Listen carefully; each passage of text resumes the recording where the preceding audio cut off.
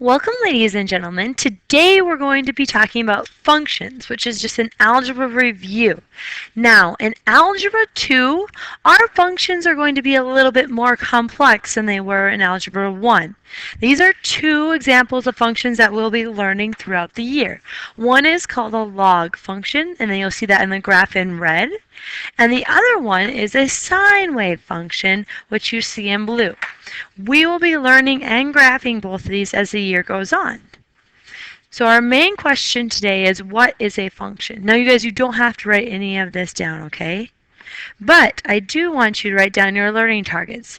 I want you to be able to state the domain and range of a relation, and I want you to be able to determine if a relation is a function by the end of this, okay? So make sure you have both of these down.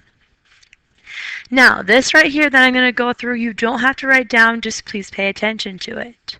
We're going to view a function like a machine.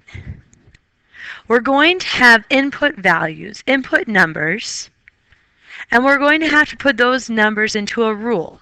And for example, our rule today for this is going to be 2x plus 1. So every time our x is what we're going to be replacing. So if I put 1 in for x, I'm going to have 2 times 1 plus 1, which would be 3. Once I plug all my input values into my rule, I'm going to get an output value, like my answer. In this case, my answers would be 3, 5, 7, and 9. So today we're going to talk a lot about relations. So I need you to write this down at the bottom, just the bottom part.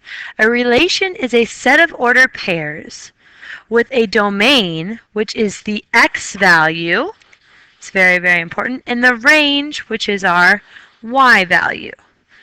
Okay, make sure you get that part in your notes, please.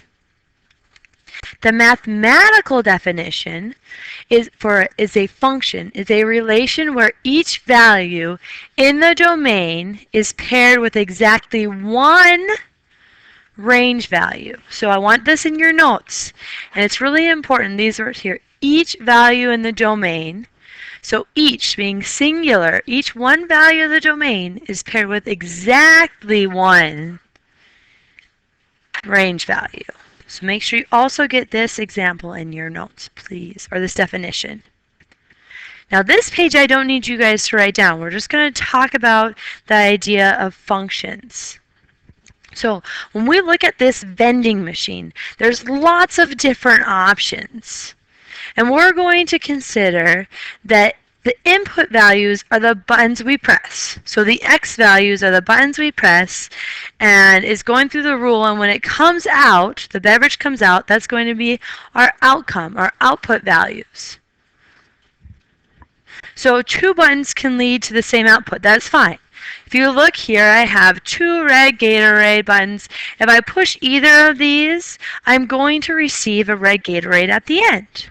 You can also use these 2 blue ones. If I push either of these blue buttons, I am going to receive a blue Gatorade in the end. Now, here's the question for you guys. Can one button lead to 2 different outputs? So if you look here, this one is regular iced tea. If I push the iced tea button, I expect to receive iced tea. So the question is, if I can push that one button, can I expect 2 different outputs? Well, no. If I push the iced tea button, I want iced tea. If I push the iced tea button and I get water, I'm not going to be very happy. If that would happen, that would be not a function.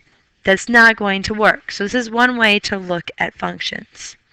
Now here's another couple of ways. I do want you to write these down in your notes, please. So we're going to talk about whether it's a function or not a function. If we think about states and capitals, we consider that to be a function because each state has its own name and each state has its own capital. North Dakota, Bismarck; South Dakota, Pierre; Minnesota, St. Paul. Those are all functions because each input value, the x part here, has exactly one output value.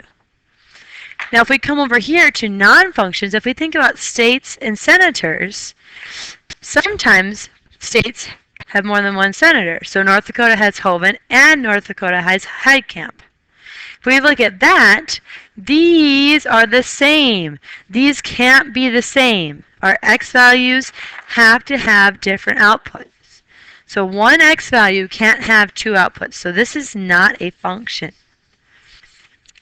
Alright, now we're going to move on to examples. Please make sure you get these examples inside your notes. For each of these examples, we're going to state the domain range of the relation, and we're going to determine if it is a function. So make sure you copy down this table. So we have our inputs, which are our x values, and our outputs, which are our y values. So the domain is always our inputs. So right here, this is our domain. So the domain for this is going to be 0, 1, 2, and 3. Now if we do the range, which is going to be our y values, we're going to get 2, -1, -4, -7. Okay. Now remember, in order for it to be a function, each x value has to have exactly one output. So 0 is only to 2, 1 is only to -1, 2 is to -4, and 3 is to -7. So this indeed is a function. Now for example number 2, we're going to draw mapping diagrams. Here's our first mapping diagram. We have 1, 2, 3, and 4. Those are our inputs, and our x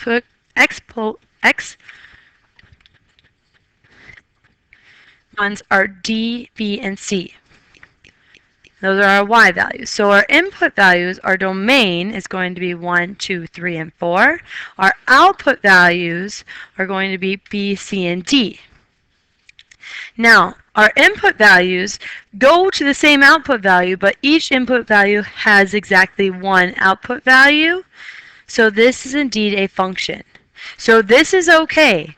Two input values can go to the same thing as long as each input value is only going to one thing. Now, if we look at this example, here are input values, here are output values.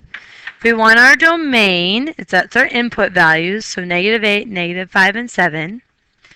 And our range, our output values, -6, 1, 2, and 3. Now, remember, each input value can only have one output value. This is where we're going to have a problem. If we look right here, -8 goes to two output values. We cannot have that. So this one is not a function. All right? All right, ladies and gentlemen, we have two more examples that need to go into your notes, please. This first one, A, we're going to give a set of points. Now, whenever we're given a set of points, we're going to map them. So we're going to have our input values and our output values, our x's and our y's, if you will. So our x values on this one are -2, 0, 4, and 5. Our output values, or our y's, are 0.5, 2.5, 6.5. Now, if we do this, the 2 goes to 0.5, the 0 goes to 2.5, the 4 goes to 6.5, and the 5 goes to 2.5. Our domains, 2, 0, 4, and 5. Our ranges are 0.5, 2.5, and 6.5. Now, since each input has exactly one output, this is indeed a function. All right? Last one. Okay, and then we're going to be done for the day. So first thing we're going to do is we're going to map. So we need our x and our y values. Our x values for this one are 4, 5, and 6. Our y values are 3, 4, 5, and 8. The 6 goes to 5. The 4 goes to 3. The 6 goes to 4. And the 5 goes to 8. Our domain for this one is 4, 5, and 6. Our range is 3, 4, 5, and 8. Now here's our problem. 6 here is going to two different outputs. We can't have that, so this is not a function. All right? So make sure you have both of these examples in your notes. All right, ladies and gentlemen, this is all I have for you today. So I hope you go out and have a wonderful day, and I'll be seeing you later. Bye.